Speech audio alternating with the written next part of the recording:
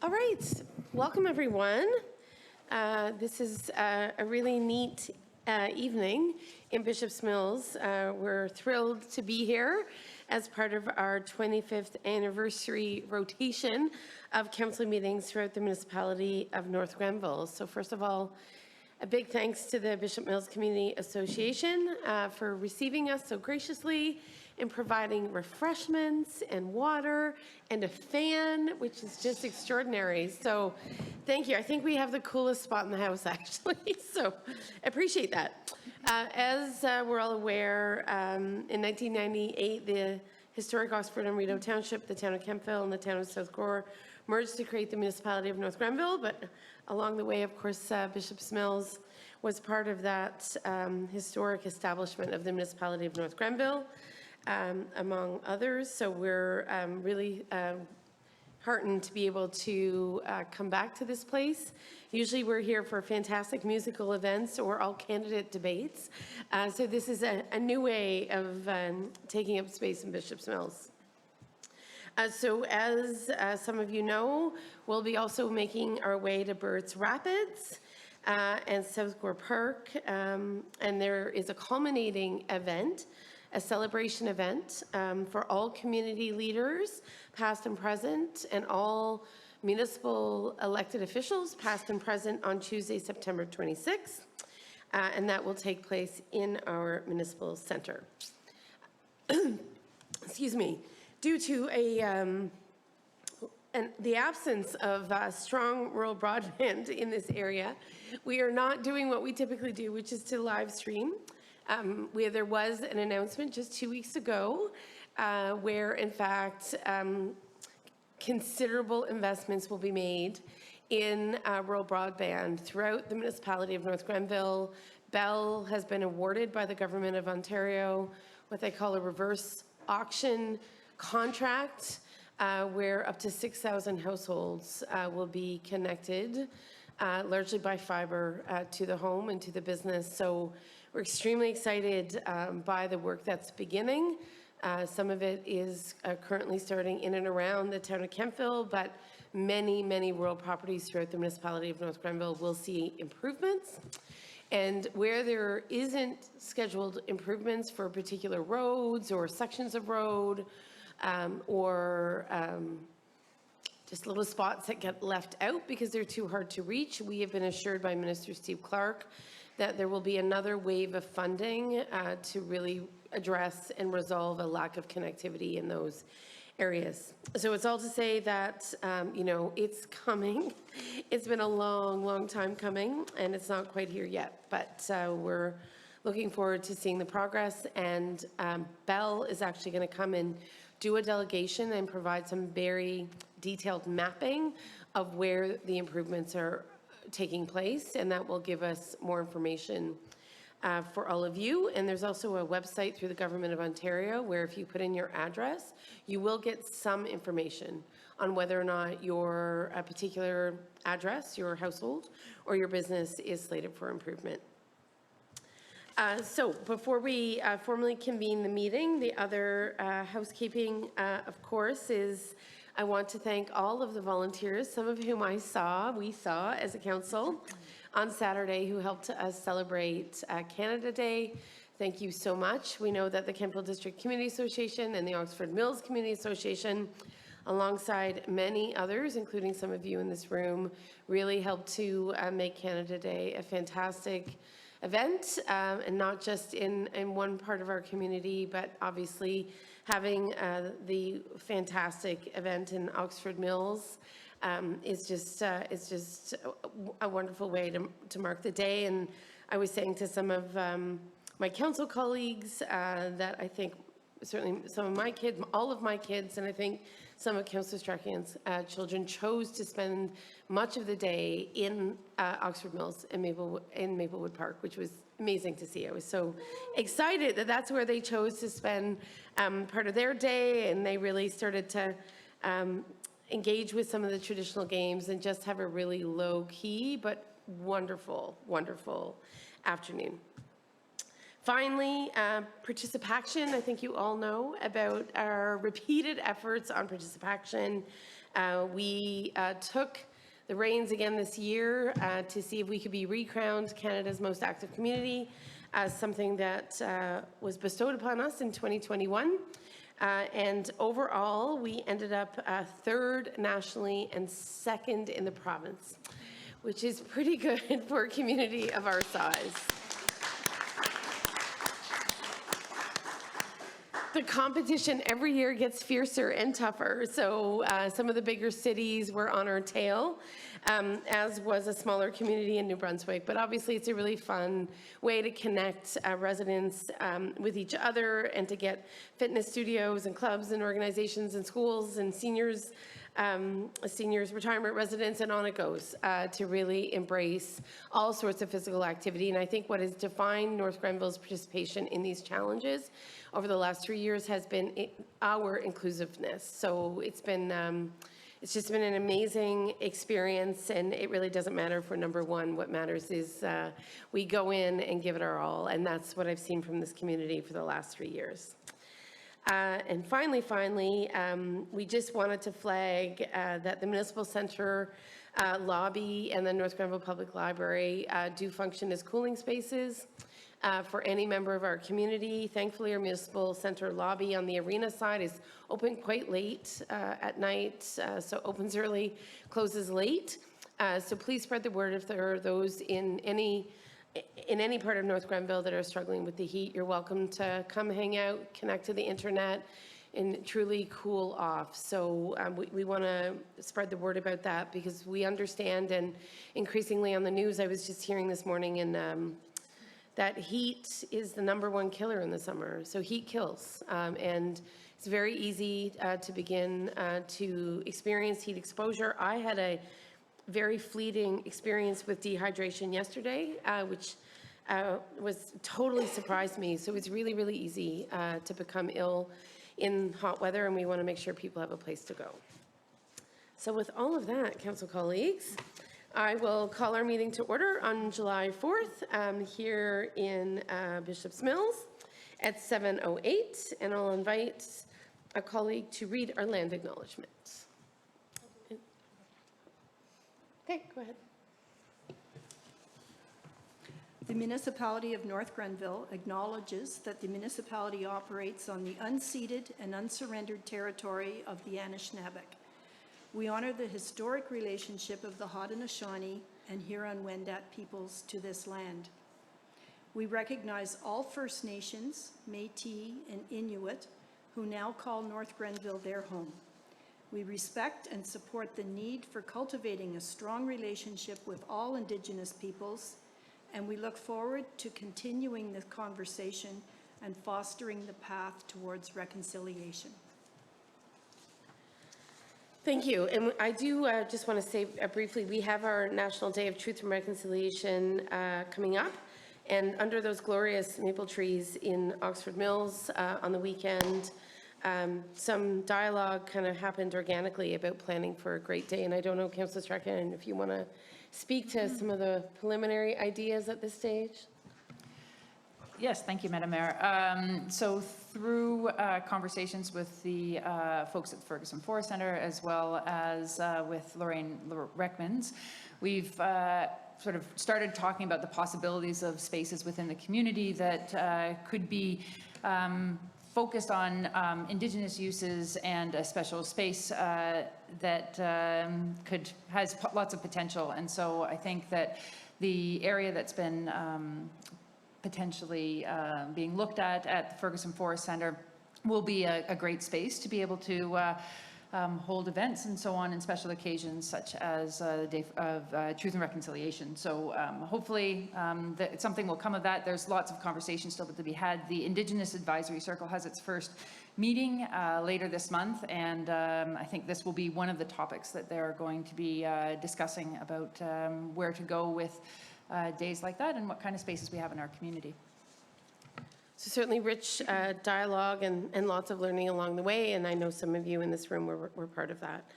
I'll move to approval of the agenda. This is that the council agenda for July 4th, 2023 be approved as presented. Can I have a mover and a seconder, please? Deputy Mayor Barclay, Councillor Strachan, thank you. Any concerns or questions on the agenda? Seeing none, I'll call the vote. All in favor? Good. Disclosures of interest, colleagues. This is in regards to any perceived or real financial benefit or loss arising from items on the agenda this evening. Any declarations? Seeing none, great. So then it's our pleasure to welcome Mr. Tom Graham to offer a bit of, I think, history and orientation towards Bishop's Mills. Of course, Mr. Graham is an author of a fantastic book on the history and evolution of this area. So I believe I'm welcoming you, is that right?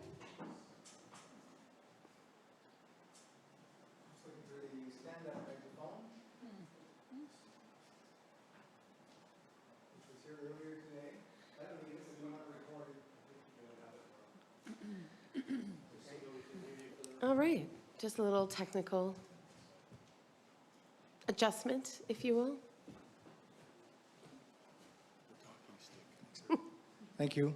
Thank you, ladies and gentlemen. Thank you, Council, Mayor, and Council for being here today. I asked for this microphone because they're recording this for posterity, unaccustomed as I am to public speaking. But if I stand over here, am I still in the camera, you guys over there? Is this important? Yes, thumbs up, 2 thumbs up. That's fantastic. So thank you again. I would like to acknowledge that we have members of our Bishops Mills Community Association here, and Bishops Mills Women's Institute, or Women Involved, are also here and help prepare the refreshments for you. So hopefully you're enjoying them okay. Actually, a round of applause for our food providers tonight. And 2 thumbs down for our air conditioning unit, which seems to have been out of commission for about 145 years. This was a great idea, the idea of coming around to the hamlets. Thank you very much. It was discussed. We know it was in Oxford Mills. We know they're going to Burris Rapids. And it was suggested that what would we like council to think about when they come to Bishops Mills? And many, as Mayor Nancy has said, have been to the hall for music events. And so because this is the 150th anniversary of when the hall was built in 1878, I thought, well, we'll just run through some of the background of this hall and how we got to where we are. So you council can look that way, or you can look this way, whatever makes sense, and I'll try and keep up. Okay, no history can be, even before the indigenous people, we had the Champlain Sea here, so that's 10,000 years of history. The hall wasn't here, but as you can see, Bishops Mills is on the map. A drawing that was done by an Akwesasne person, Joni Lazor, which is included in our book, shows, and as David Shanahan says, this territory where we are in the southern end of North Grenville was literally a trading ground between both the Algonquin from the north and the Haudenosaunee from the south. And when they weren't fighting each other or arguing, they would be trading with one another. So it was quite common, and we know that happened in the creeks in this area. So this is really Indigenous territory for sure. An early map of Oxford-on-Rideau, now part of North Grenville, shows one of the earliest roads, literally almost predating Kempville. I don't mind saying that out here in Bishops Mills. The, oops, back up. You're going to see the whole show before it's over. Just barely getting started.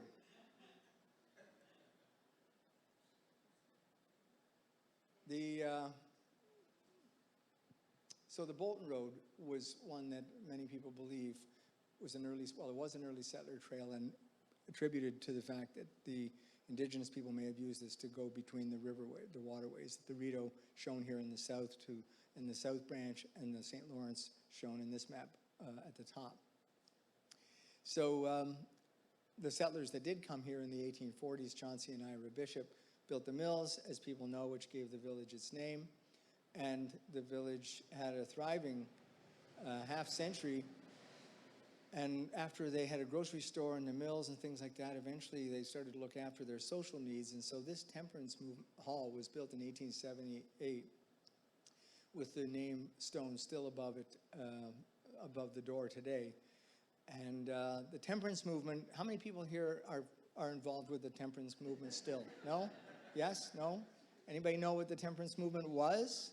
Yes, Michael, thank you. Your ancestors probably weren't supporters back in the day, but maybe they were. The temperance groups were active in the US and in Canada through the 1870s right through to the 1920s. And this display here, shown in the picture, was assembled. All of this paraphernalia and regalia was here in the hall, has been left over for like 100 years. And one of our volunteers, Bishop's Community Association member Victor Darache, put this together to preserve it. And their fraternal societies and their temperance movements and stuff, groups that met in this hall. This, I thought, was the most enlightening slide I wanted to share with you. This was the temperance sphere. Okay, this is why they formed temperance movements.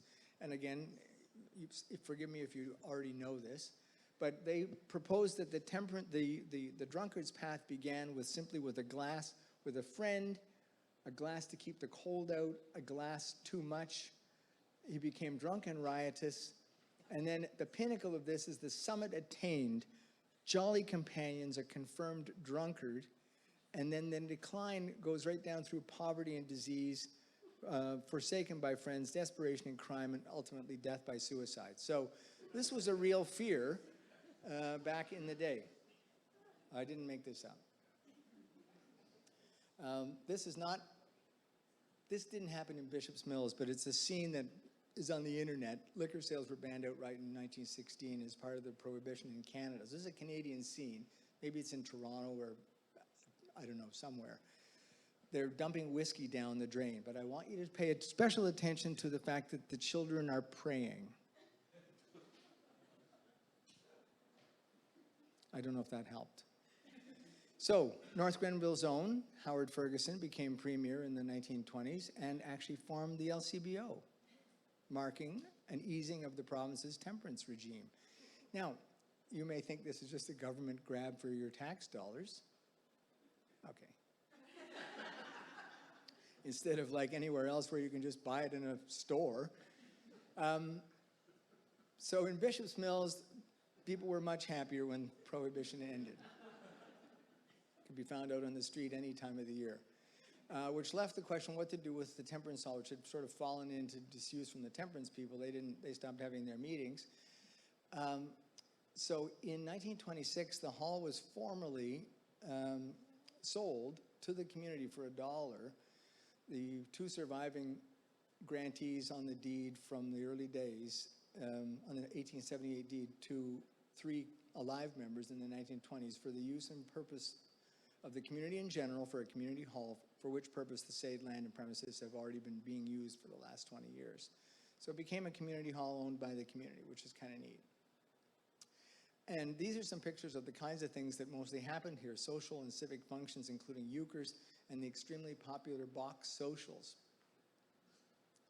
And it has been said that those box socials, which used to, I think that there are people here who are descended from people who got together because of the box socials.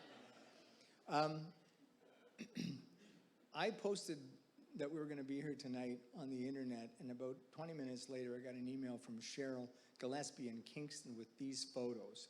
So this is a late-breaking addition to the slide. Her mother, back in the day when she was known as Lois Mackey of Bishop's Mills, recently went to Toronto and took part in the Provincial Youth Temperance Federation public speaking competition and was returned the winner.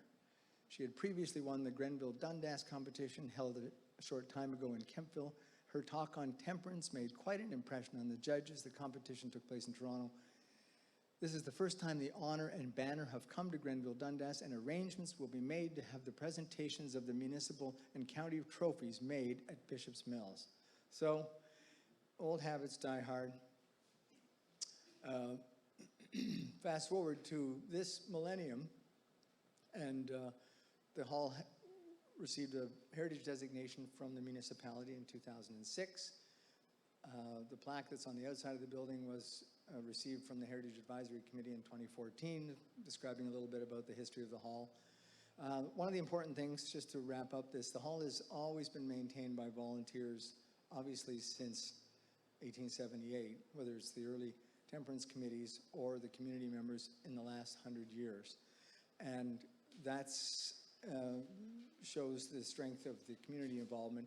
It's still in use today for events such as this, our bake sale, our community days. the Women's Institute Tweedsmuir history displays, music events. It's already been mentioned, as Mayor Nancy has referred to. You'll recognize the character in the middle at the front and center. Bruce Enlow has been very kind and played here a couple of times. Community events, again, the May Sale and Women's Institute Teas. Doors Open, I think, happened in 2016. Was a great part of that throughout North Grenville. Council presentations, again, Mayor Nancy's alluded to this.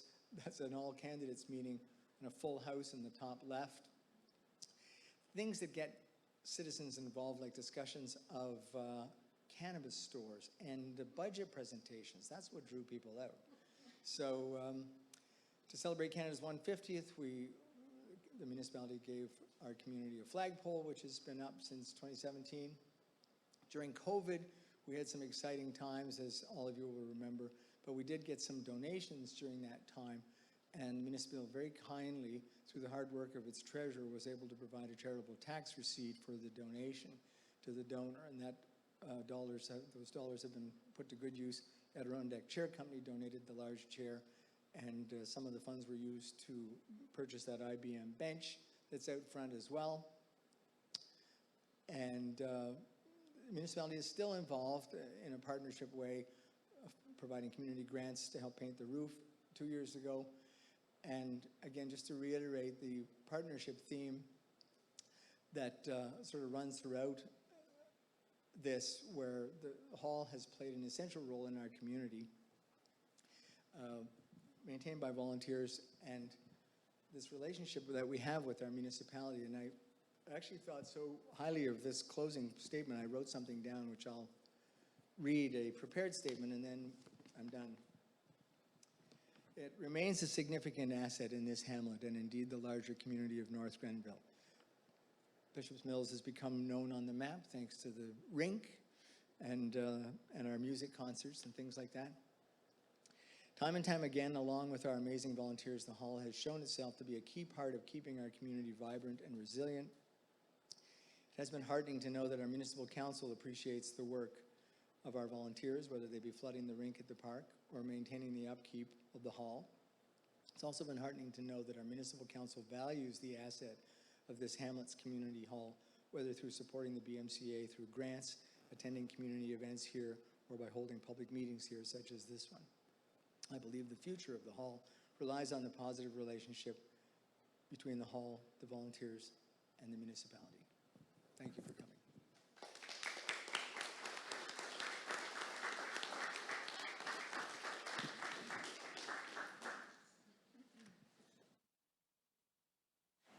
Thank you, Tom, for that lovely and entertaining stroll through 150 years of history. It was quite something, so appreciate it. And I think, you know, certainly from our perspective as a council, it's meant a great deal that we get to know and embrace the hamlets as we have. Some of us knew them better than others, certainly when we were elected. So the journey of getting to know these places and spaces and all of the hard work and dedication and commitment that goes into sort of keeping them,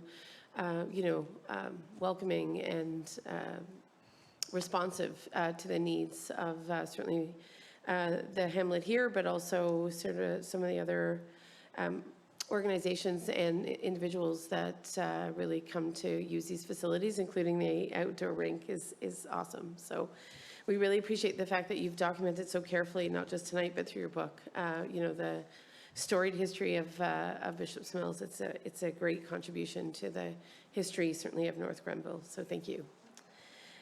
Just moving to the consent agenda, colleagues. As we know, consent agenda are for items that typically don't require discussion or dialogue and are more pro forma in nature. You'll see the items presented before you. Does any member wish to remove an item that's featured on the consent agenda? Seeing none, I'll ask for a mover then and a seconder to adopt. Councillor Sullivan, Councillor Wilson, thank you very much. And I'll ask if there's any other discussion. Seeing none, I'll call the vote. All in favor, please. For those of you in the audience, this is a bit of an innovation widely used across Ontario, is to certainly save a little bit of time where we can adopt more pro forma matters that typically wouldn't have much discussion attached to them. So moving on, we have our reports. I can see that there's nothing from the CEO, the acting CEO's office this evening. Is that right, Ms. Dunlop? Okay. Nothing is scheduled for client services and corporate services. Ms. Janot, under surplus lands, is anything required at this stage? Okay. Yes, please come to the mic. Just one item to report from out of closed, Your Worship, from June 30th, is that Carol Esty was appointed to the Accessibility Advisory Committee. Ah, right. Thank you. We were counting the number of advisory committees in North Grenville currently, and there are 14. So, you know, by virtue of the appetite in the community to engage in a variety of different discussions, and I think councils want to benefit from and be part of that dialogue alongside community members. We're very grateful for the number of people who have stepped up to be part of those committees. So nice to see someone else come on board for accessibility, the Accessibility Committee. So nothing under emergency and protective services today. I don't think we have the chief in the room. And then finance. We do have the community programming fund policy, and I believe Mr. Ogarende, you're here to give us a bit of an update. Mr. Ogarende recently returned from a short paternity leave after he welcomed his second child. So hope things are going well on the home front, Mr. Ogarende. So far, so good. Okay. Thank you, Your Worship. I know, still early days. I should caution, so it's a little bit of a concern that we don't have the text of the policy with us. We just have your presentation. So by virtue of not having any access to the internet, we don't have the full policy. So I know there were some language adjustments I think we were hoping for, but I think we might be a little bit in the dark, so we'll see how the presentation goes and decide whether we should defer or accept this evening. Okay, sounds good.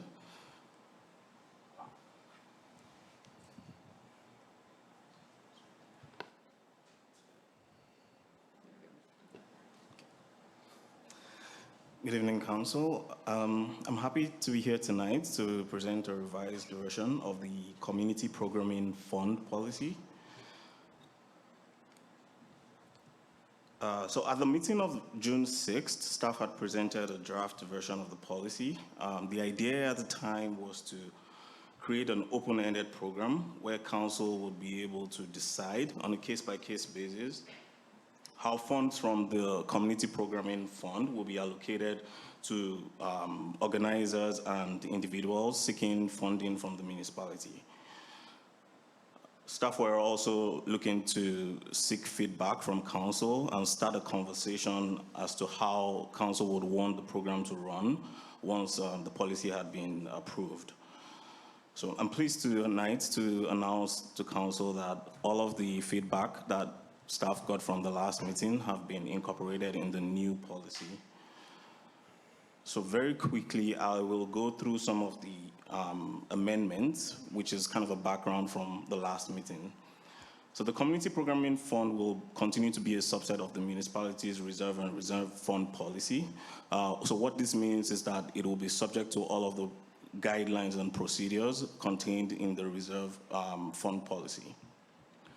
Also, there would be a window in which people can submit applications under this program, which will be between March 1st and October 31st for each year. And the reason for this is so that we don't have a conflict with the community grants program, which usually occurs around the budget time between November and February the following year.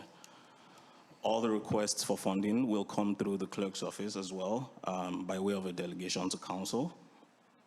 The request will include a profile and a description of the event to be funded, highlighting the potential community benefits and some performance measurement metrics by which council can make a decision.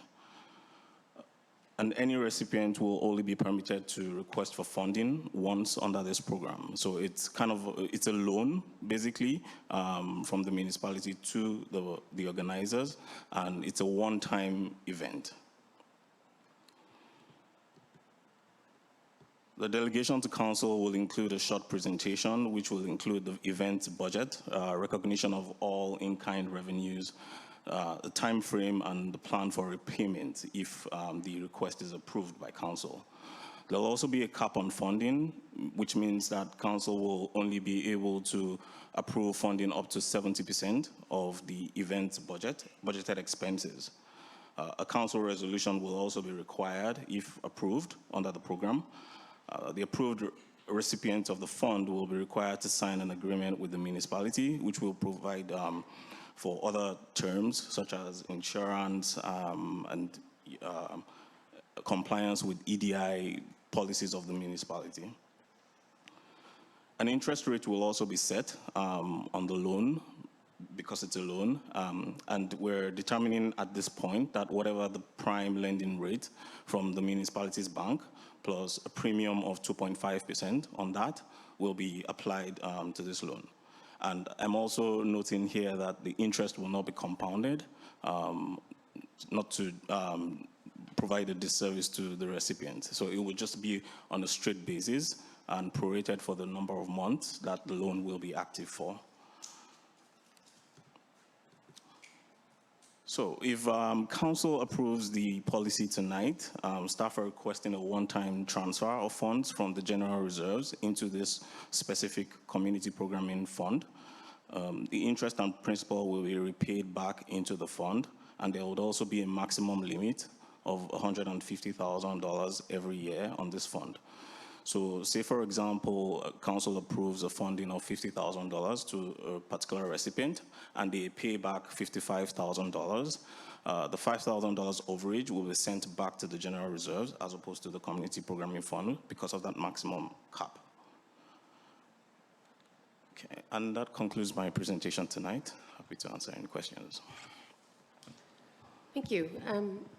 Just as I look for hands, certainly just for context, one of the reasons this came up is because as we entered into early dialogue with International Plowing Match a number of years ago, it became obvious that one of the things they do is they ask for a fairly sizable loan from the host municipality as a way to kickstart their efforts to fundraise and attract corporate sponsors to undertake what is a very sizable event. So we did that successfully. We lent them $100,000.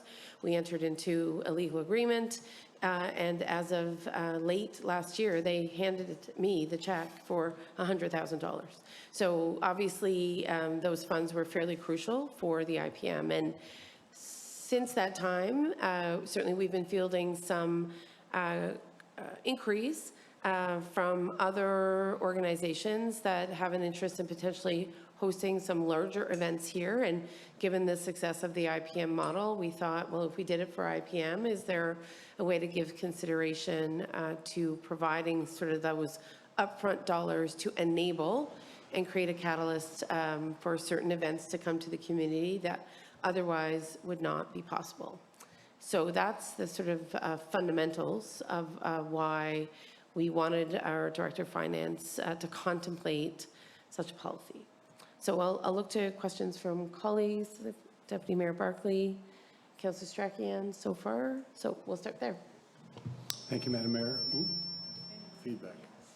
To you, Director Ogarande. Maybe that's it. Okay. So my understanding is that this loan would also be available to private enterprises. Previously, through the grants program, we could only grant money to nonprofits that were restricted to providing grants to for-profit organizations. Is that correct? Through your worship, that is correct. So even if the event is designed to come out with a profit at the end of the day, under this program, the municipality will be able to provide funding through on the basis of a loan. And just another point for context, if I could. Prior to being on council, I remember with the help of other community groups that we petitioned the council of the day to increase the community grants program from $10,000 to $15,000 and the maximum grant from $1,000 to $1,500. So last year, you know, the amount of funding, grant money we handed out was close to $98,000. So obviously, as the community grows and gets more ambitious in the kind of events it wants to run, it's starting to bring forward larger events with many moving parts, and the need to charge admission to keep the event going or off the ground is evident. So I think that's part of the rationale to having a loan program in which anybody could come and try and launch a new event and get it on its feet. But again, they're restricted to applying to the fund simply once. So it's sort of like a catalyst or a launch fund, as it were, for larger events. Thanks. Councillor Stracan?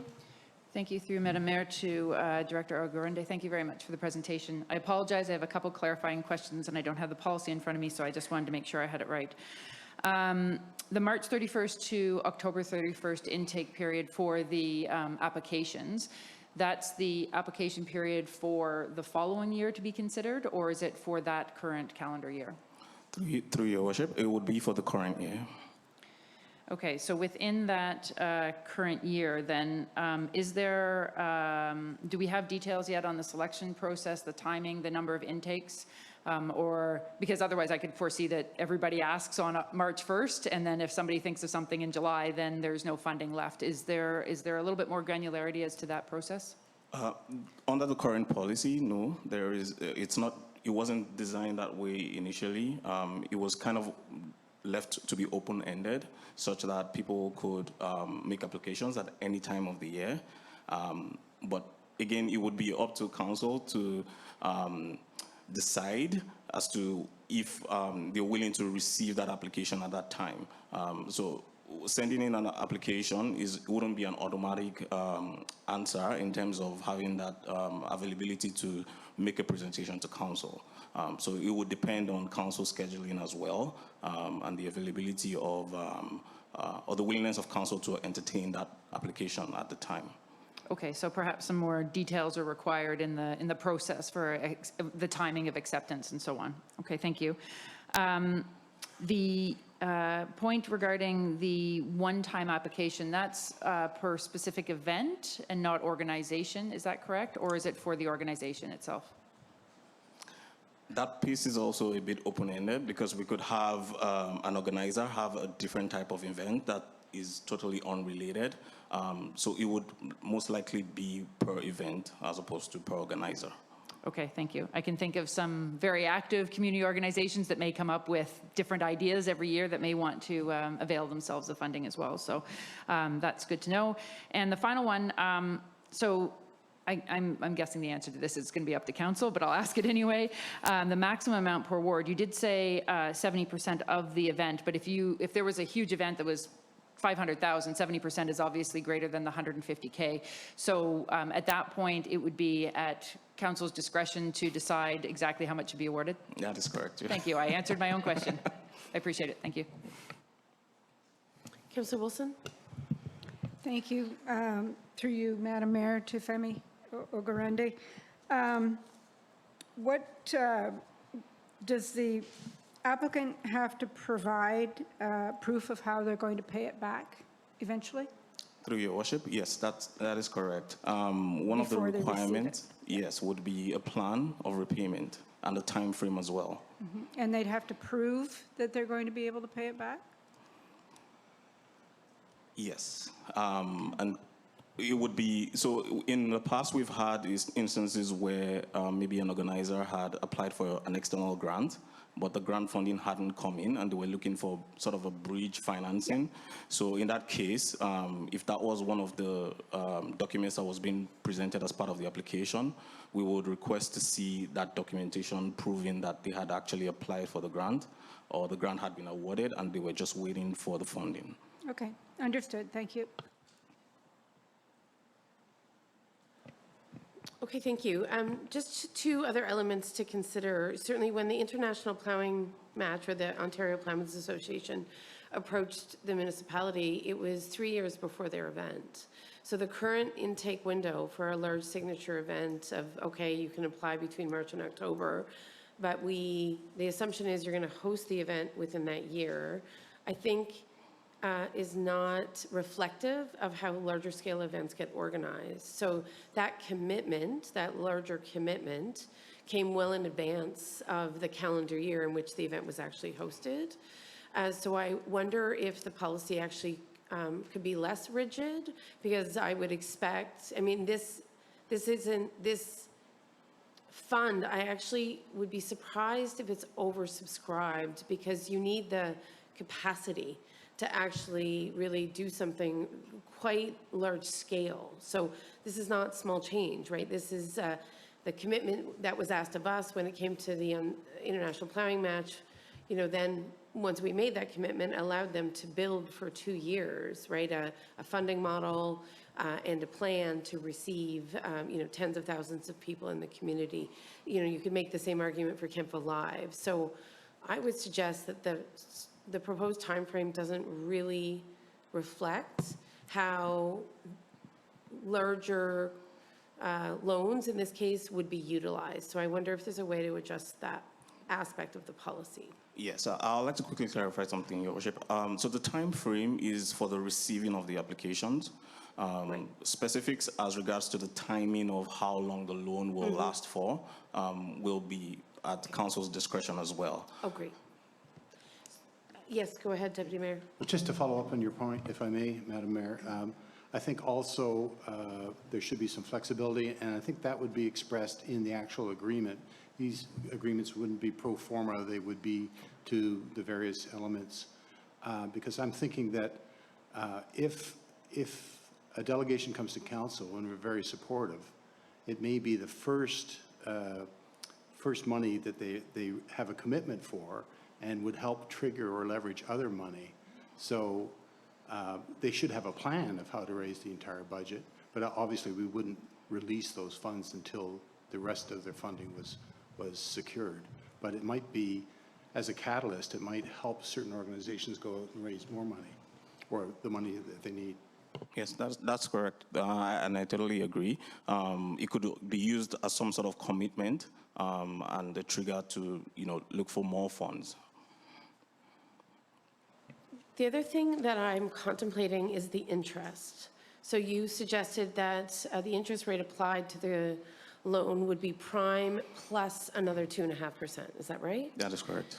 So I think, again, back to IPM, where in fact their commitment was to repay the community through the surplus, right, that was generated by hosting the IPM. And I know, Councillor O'Sullivan, you were part of a meeting recently, and later in July, there will be an announcement of tens of thousands of dollars, at least that are being reinvested in the community and the region as a consequence of that event. So when I think about that, I think we have to be balanced. A lot of these events are done with public benefit in mind, and I'm not convinced that a prime interest rate, which is 6-7% now, plus 2.5%, you're at 10%, is necessarily fair for events that are often fueled by volunteers, where there's a ton of energy and time given. And I don't feel convinced that applying that high an interest rate is necessarily to the community's benefit or the municipalities. Because at the end of the day, if the benefit to the community or additional funds generated get donated to the CT scanner at the Kemptville District Hospital, or go to other very urgently required community priorities, then quite frankly, I don't think the municipality needs the interest to the same extent. I could see a little bit of interest. I'm almost inclined to say, well, let's charge them 2.5 and forget prime, because prime is high now, and it will get higher, arguably. So I just wonder if that's something that can be considered. I think a little bit of interest makes sense. It's more of an administration fee, if you will, to kind of oversee the fund and remain vigilant. But I think the proposed interest rate is too high, or should be perhaps left at the discretion of council, right? Once we better understand what ultimately the community benefit is. Councillor Strachan? Through you, Madam Mayor, So just to you, Director Ogarande, for the repayment and for the, when the fund should be used by, the $150,000 is a one-time investment, correct? It doesn't get replenished every year other than through repayments? It does get replenished every year. So every year, we're going to draw 150K from the reserves, or up to? No. So it depends on what activity happens in the first year of the funding. So if council approves the funding for 2023, we have 150. If we don't use it at all, it just stays. If we exhaust the whole 150, then it gets replenished. But this will come through the budget process. And at that point, council can decide to reduce the amount or leave it at the 150. But the 150 would always be the max, but the replenishment is flexible depending on how council chooses to go. Okay, I think I probably have more concerns about this right now than with that amount, because I think 150K could be used up quite easily for big events. And right now, the policy leaves that solely in the hands of council to decide whether or not we want to do that, and then from one year to the next, whether or not we want to replenish. That's how I understand what There you're will saying be a right now. recommendation from staff, Okay. depending on what other projects are happening in the municipality and use of cash, and then council will make the final decision for sure. Okay, and ultimately, the amounts will be replenished because they will be repaid. With that, there's no time limit on the repayment, correct? That it's prescribed, there just needs to be a plan? They would bring forward, the applicant will bring forward, as part of the application, they would suggest what their preferred time plan for repayment would be. And then staff will consider that as part of the delegation that's coming forward to council for final approval of council. And I think this was touched on, but I just want to make sure that I understand this. So the timing for when the funds would need to be used by isn't prescribed either. That is a decision by council, It will be open-ended, or yes. in agreement with them. Okay, thank you. I think I saw two other hands. Councillor Sullivan? Thank you, Madam Mayor, and through you to Director Femi Ogundry. I just wanted to clarify, because earlier on you did say that the intake was from March till October, and that was for funds in that current year. But we've already discussed that, you know, it may be for an event 2-3 years down the road. So, so it will not have to be withdrawn or taken during that year, just maybe promised for that year? That is correct. correct? Once it's been allocated, that's approved by council, it's deemed a deduction from the fund. Okay, okay. And when you're talking about replenishing, you're talking about replenishing it through the payback or topping it up with another transfer from the reserve to make sure there's always 150, and then when it gets paid back, as soon as there's 150, it goes back into general funds? That is correct. Okay. And I think that's my only question right now. Thank you.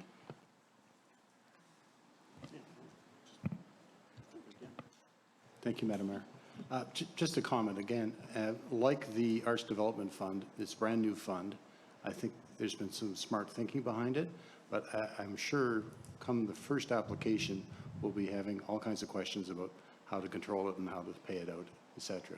So it's an exciting time, but you know, there will be questions and there will be, you know, anomalies along the way, and I'm sure we can sort that out.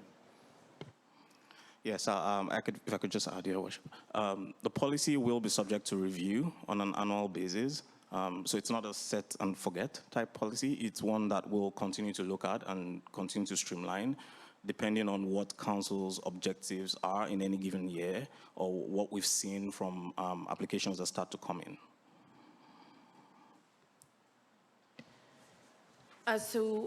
I'd like to suggest, certainly to you, and I want to thank you, Mr. Ogarande. I know this is obviously a bit new. It's new terrain for us. It might be new terrain for you, I'm not sure, but I really appreciate the thinking that's gone into this, because we've seen the benefit of going down this road in the past, and it always comes with a little bit of risk, but I think overall, I think we are well equipped as an organization to sort of assess when we can support an organization with a bigger or bolder vision. You know, again, I guess without the policy here, which we didn't anticipate not having any access, we should have probably better thought through the rural broadband piece at this table. Either we can defer for one more week, or we can pass the policy tonight. I would like to suggest to my council colleagues that the interest rate is too high.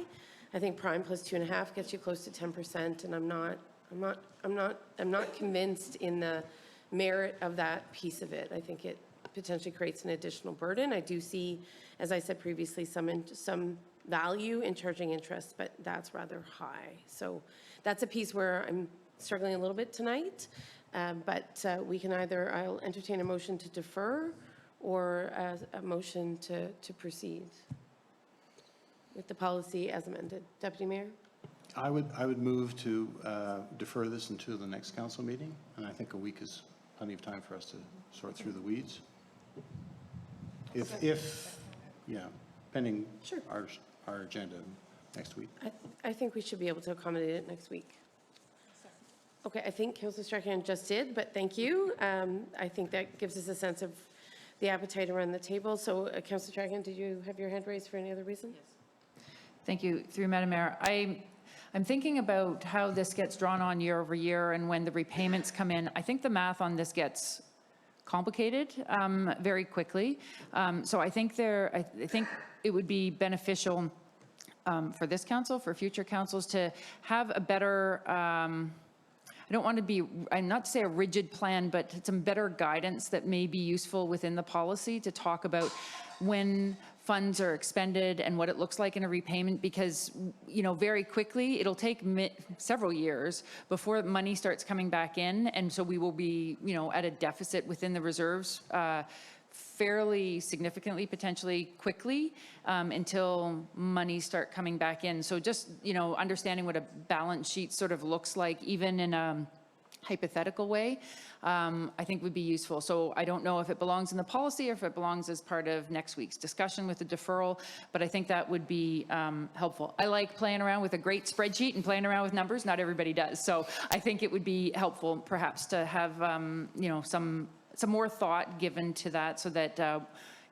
I appreciate it's up to council way of doing business, and I understand why that's the case, but I think it's up to council with some guidance, I think is probably more useful. Yes, if I could.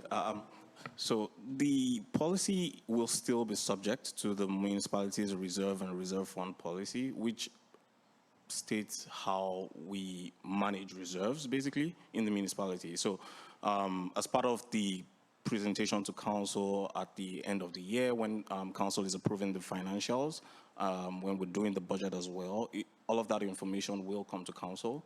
So council will be able to see what has gone out of that reserve or reserve fund in that year, what has been repaid back so far, and what staff's recommendation is in terms of topping up. So it wouldn't be, I guess, totally out of council's view once it's approved. So council will get that information on a timely basis. I think, if I may, Madam Mayor, just on this topic, I mean, our budget process is challenging. There's a lot of detail in there. There's a lot of things that we go through as well. And I think this is just another layer to that. And if it is kept as a, you know, a sort of a separate piece to that, to understand it, just because the numbers are what they are, and again, the complexity of it can add up very quickly, then I'm satisfied with that approach, if that is, you know, done with a deliberate attempt to keep us in the loop and understanding where things are going. So, for sure. Thank you. Okay, so we have a motion on the table to defer. Any last comments? Councillor Wilson, looking your way? Okay, we're good. And I think, just before I call the question, I think ultimately it will be at council's discretion. So council may never have an appetite to give out $150,000. So it might be that one year it's only 50 because that's the only worthy project. So I don't think we're compelled to spend the entire amount, correct? That is correct. Because every application that gets vetted by staff will come to council, and we'll have a good sense of what's been drawn on it. That is correct. Okay, great. All right, well, thank you very much. We appreciate your indulgence, and I'll call the question on the deferral until next week. All in favor, please? Good. Thank you. Thank you, Mr. Ogarande. Thanks for coming to Bishop's Mills. We appreciate it. So next, under Parks, Rec, and Culture, we've got the Bishop Mills Park update. And I believe, Mr. Guy, you're on deck for that. Thank you.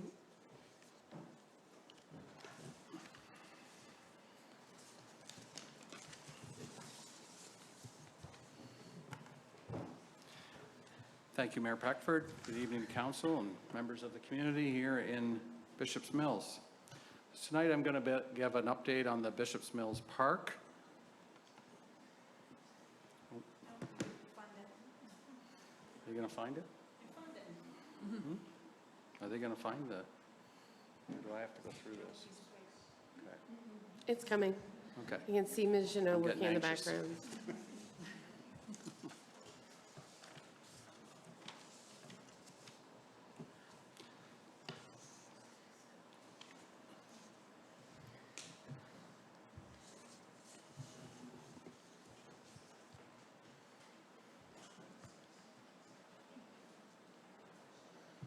Mr. Graham, can you entertain us with more stories?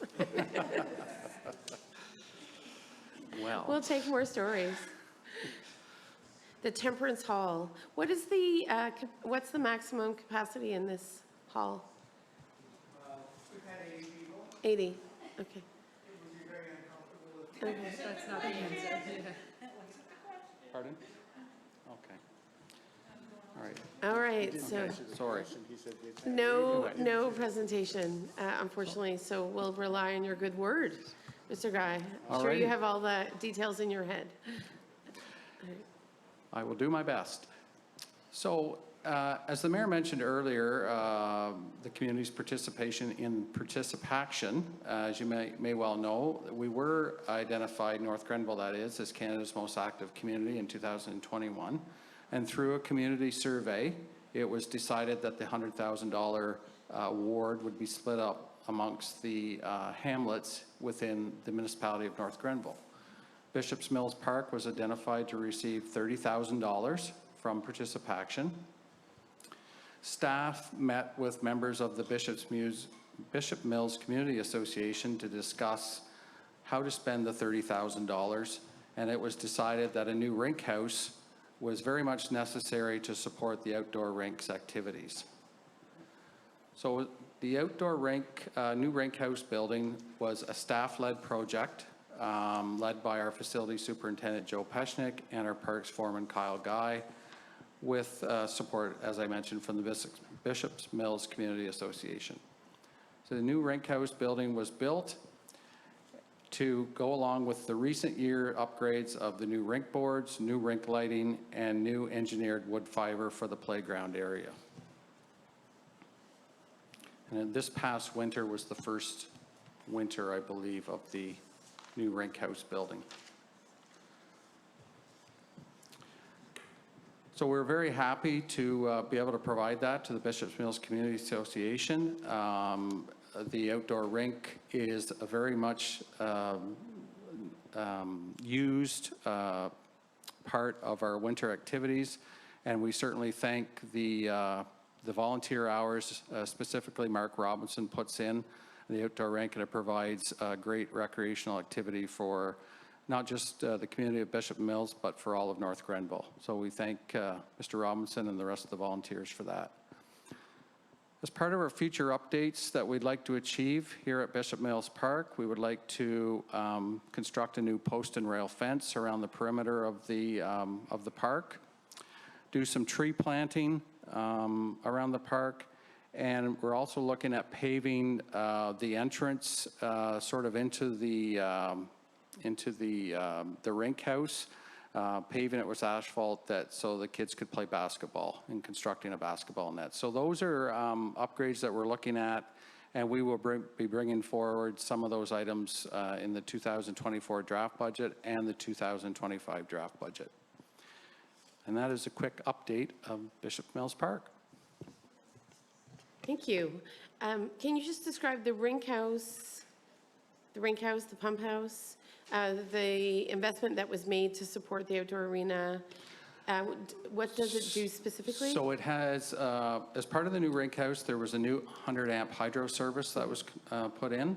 to support the mechanical room, for the pump and the well, to be able to flood the rink. We have a new heated changing area for users of the outdoor rink as well. And there's also, we also put in 4 new LED lights that, you know, support evening play at the outdoor rink. So that basically was, you know, what was constructed as part of building the structure. It's a concrete pad on, there was no, Refrigeration. exactly. It's okay. Indeed, and I know that Mr. Robinson spends a lot of time and puts a lot of TLC into the outdoor rink, so as long as conditions permit, so it's good to see those investments. Do you, the lifespan of the newly invested rink house is what? It should last easily 30 years, Okay. if not longer. As long as climate change doesn't get in the way and Exactly. prevent outdoor rinks. Yeah. Yeah, so, as I said, it was much needed. The old rink house had served its purpose, but it was definitely ready to be replaced. Great. So, Okay, questions, colleagues? Regards to the report?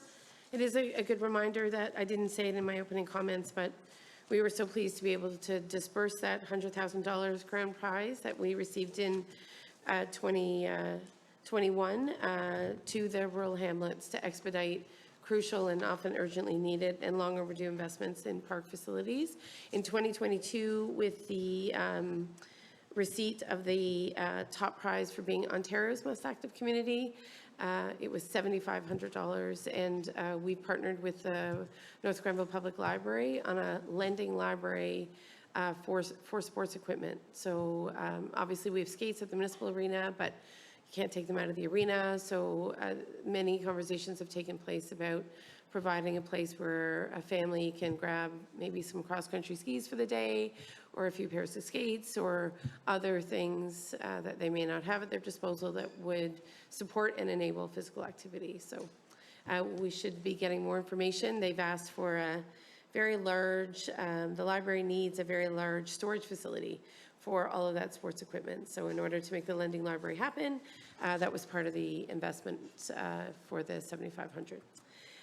So I will look for a motion from council to receive the report that Mr. Guy just provided us with. Thank you, Councillor Sullivan. Thank you, Deputy Mayor. And I'll call the question. All in favor? Good. All right. We're near melting point, so we don't have that much left. Planning and Development, general update, Ms. Martin? No, you're good tonight? Okay, excellent. So in Public Works, anything you want to highlight? I understand dishes were done today, Ms. Dunlop? Oh, feel free. Oh, boy. Welcome. Thank you, Council, Madam Mayor, and residents of Bishop's Mill. So County Road 43, we're getting closer to tender. We crossed off one of our final permit applications. We're ready, so with the surplus land coming from North Grenville, it looks like everything's in order, and they're looking to go to tender within the next couple weeks. So we should see something soon. Indeed, yes, it is good news. You know, in 2018, it certainly became a priority of mine when I got elected. In 19, we did a delegation at the Royal Ontario Municipalities Association for a grant of up to $10 million to offset the costs of rebuilding County Road 43. In 2020, that grant was announced in partnership with the federal government under the Investing in Canada Infrastructure Program. In 2021, land acquisition started for up to 28 parcels of lands that were required for the expansion. In addition, an amended environmental ECE environmental assessment had to be undertaken because what was once envisioned as just a roads expansion project then became a bridge replacement project, and there had to be a new or an amendment to the ECE to obviously evaluate the impact of a new 4-lane bridge on County Road 43. In 2022, land acquisitions continued, and now in 2023, we're looking at a tender going out. So it just suggests that, even when you act with the greatest of urgency and you think it's right at your doorstep, this major capital project has taken literally 5 years to come to fruition. So, but we're closer than ever. So thank you for that update, Ms. Dunlop. Moving on, we don't have any correspondence this evening. Is that right, Ms. Janeau? All right. Notice of motion, apologies, other business, no other business this evening. Looking to Ms. Janeau? Ms. Janeau, rather, none. All right, notice of motions, colleagues, any notice of motions? Introduction and consideration of bylaws, I don't believe we have any tonight, Ms. Janeau, is that right? No, all right. So, before we conclude, any questions from members here this evening or the media? Yes, we love Ms. Westendorp. She faithfully attends our council meetings. We would miss her deeply. In all fairness, I did skip the last one, I'm sorry. My husband You and came my to the son had flag basketball, raising? so I Yeah. did come to the flag raising. I just have a couple questions regarding the Community Programming Fund. Is this funding going to be available to individuals or specifically organizations? That's a good question, Mr. Agarwende, do you remember? Is it both? Both, okay. So it is both. Follow-up. What happens if the event is not successful and those dollars are not available to be paid back? AKA if somebody filed for bankruptcy and/or an organization? I think it's a risk the organization is taking in forging those partnerships, and hopefully enough due diligence has been done to avoid that circumstance. I think that's the best way to answer that. Mr. Agarwende, would you like to add anything? There will also be a legal opinion that goes along with the process where we get a lawyer to draft up an agreement and put in clauses for protecting municipality in case of default. There are more options that will be available, and that will be part of the consultation. So there's language in the policy that protects the municipality's investment. Within In the legal agreement, so there will Okay. be a contractual agreement with the entity, but whether it's an individual or organization that will, it sounds like, do everything in its power to anticipate sort of a catastrophic outcome, if you will, and to ensure that every lever possible is made available to the municipality to recoup its funds. Final one. Yes, of course. Will applicants have to prove that there is a community benefit to qualify for this fund? Mr. Ogarende is saying yes, yeah. So it will only be locally significant events who have qualified? Right, and I think you would see that this council and other councils, if they're going to stick their neck out, would want to ensure there was really good community benefit, for sure. And again, I can't imagine this fund will be oversubscribed because of the rigor of the criteria and the significance of the commitment. But you never know. I guess we'll see how it goes once the policy is adopted. Thank you. That's all my questions. Thank you for your interest. Any other questions from members of the community? Anyone dying to say anything? No, we're good? Okay. Nobody's shy in Bishop's Mills. Give me a break. All right, I'm seeing no hands. I'm seeing no one come forward. So we'll move to the close of the meeting. We'll have a little bit of time after we adjourn. So confirmation bylaw, the bylaw 7023 to confirm proceedings of council and its regular meeting held on July 4th be adopted and passed. Mover and a seconder, please. Councillor Sullivan, Councillor Wilson, thank you very much. I will call the question. All in favor? Good. And motion to adjourn at 8:10, which is far earlier than we did in Oxford Mills. Mr. White, who's in this room, I think he will remember the very long Oxford Mills meeting. So motion to adjourn, non-debatable at 8:10 p.m. Did I take a mover and a seconder? Have I done that yet? Deputy Mayor, Councillor Strachan, thank you. All in favor, raise your hands, and meeting is adjourned. Thank you for hosting us. Bishop Mills Women's Institute, thank you. And the Community Association, thank you.